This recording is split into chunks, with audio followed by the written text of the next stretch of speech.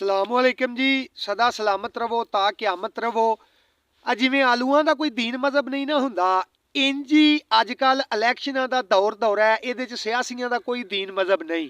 ਹਰ ਕਾਲੇ ਗੋਰੇ ਚਿੱਟੇ ਮਜ਼ਦੂਰ ਗੰਦੇ ਗੋਹਾ ਸੱਟਣ ਵਾਲੇ ਨਾਲੀਆਂ ਕੱਢਣ ਵਾਲੇ ਚੌਧਰੀ ਤੱਕ ਉਹਨਾਂ ਨੇ ਇੱਕ ਬਰਾਬਰ ਕੀਤੇ ਨੇ। ਹਰ ਬੰਦੇ ਨੂੰ ਜਾ ਕੇ ਸਲਾਮਾਂ ਕਰਦੇ ਫਿਰਦੇ ਨੇ, ਤਾਬਿਆਦਾਰੀ ਪਾ ਕਰਦੇ ਨੇ। ਅੱਜ ਕੱਲ੍ਹ ਸਗੋਂ ਇੰਜ ਤਾਬਿਆਦਾਰੀ ਪਾ ਕਰਦੇ ਨੇ ਕਿ ਪਿਛਲੇ ਸਾਲ ਵੀ ਇਹਨਾਂ ਦਿਨਾਂ 'ਚ ਇਲੈਕਸ਼ਨ ਹੱਲੇ ਨਾ, ਤੇ ਸਾਡੇ ਕੋਲ ਇੱਥੇ ਜਿਹੜਾ ਮੁਤਲਕਾ ਸਾਡਾ MPA ਸੀ, ਉਹਨੇ ਕਾਗਜ਼ ਕੂਗਜ਼ ਜਮ੍ਹਾਂ ਕਰਾਏ ਸਨ, ਇਲੈਕਸ਼ਨ ਲੜਨਾ ਸੀ ਉਹਨੇ। ਉਹ ਗੱਡੀ ਤੇ ਲੰਘਦਾ ਸੀ ਪਿਆ, ਤੇ ਲੰਘਦਿਆਂ ਰਾਹ 'ਚ ਉਹਨੇ ਵੇਖਿਆ ਕਿ ਕਬਰਸਤਾਨ ਆ ਗਿਆ ਤੇ ਰਸ਼ ਰੁਸ਼ ਵੀ ਪਏ ਆ ਤੇ ਲੋਕ ਮੰਜੀ ਚੁੱਕ ਕੇ ਮੋਢੇ ਤੇ ਲੱਗੇ ਜਾਂਦੇ ਨੇ। ਉਹਨੇ ਕਾਲ ਦੇ ਨਾਲ ਬ੍ਰੇਕ ਮਰਵਾਈ ਡਰਾਈਵਰ ਦੇ ਕੋਲੋਂ। ਪਿੱਛੋਂ ਮੁੰਡੇ 3-4 ਗਨਮੈਨ ਲੱਥੇ ਸਨੇ, ਡਰਾਈਵਰ ਅਗਾਂ ਭੱਜੇ ਗਿਆ, ਜਾ ਕੇ ਜਨਾਬ ਮੰਜੀ ਨੂੰ ਉਹਨੇ ਮੋਢਾ ਚਾ ਦਿੱਤਾ। ਮੋਢਾ ਦਿੰਦੇ ਹੀ ਉਸ ਆਖਿਆ ਕਲਮਾ ਏ ਸ਼ਹਾਦਤ।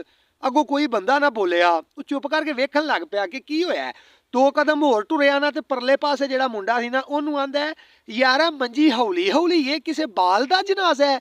ਉਹ ਜਿਹੜਾ ਪਰਲੇ ਪਾਸੇ ਸੀ ਉਹਨੇ ਕਿਹਾ ਜੀ ਸਾਡੀ ਮਾਂ ਹੀ ਫੌਤ ਹੋ ਗਿਆ ਸਨ, ਤੇ ਜਨਾਜ਼ਾ ਪੜ੍ਹ ਕੇ ਉਹਨਾਂ ਨੂੰ ਦਫਨਾ ਕੇ ਹੁਣ ਘਰ ਜਾਂਦੇ ਆ ਪਏ, ਜੇ ਤੁਸੀਂ ਸਾਨੂੰ ਜਾਨ ਦਿੱਤਾ ਤੇ